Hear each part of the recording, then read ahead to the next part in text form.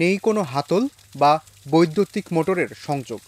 তবুও রাত দিন অনবরত পানি পড়ছে এই নলকূপ থেকে। তাও একদিন দুই দিন নয়, এভাবে পানি পড়ছে 17 বছর ধরে।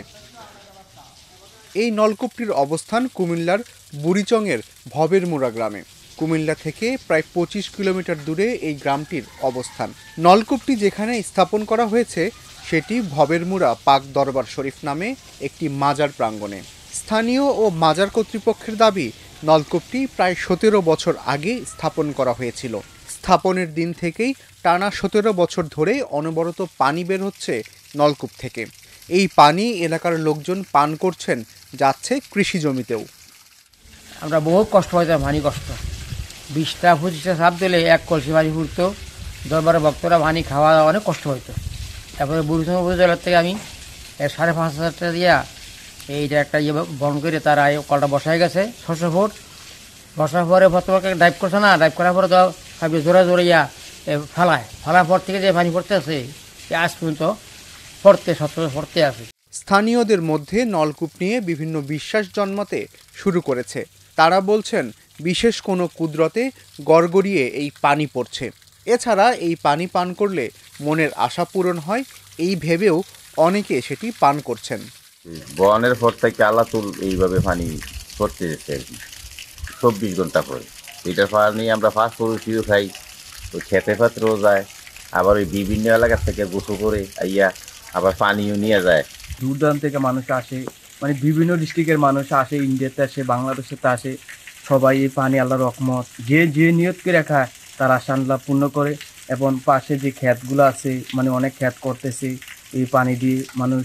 পানিটা খুব টেস্ট লাগে, আমি তো চাই, খুব ভালো লাগে পানিটা খাইতে। পানি পাইপের ঠেলায় ওই পানির ঠেলা পাইপ বসাইতে পারছে না, অনেকগুলো পাইপ ফিরত রেখেছে।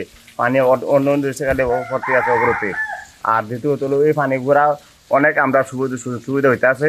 এই মাজারের আউলিয়া ফিস সাহেবের উচিলায় তাদের পানি নিয়ে মানুষের অনেক খাইয়েছিও।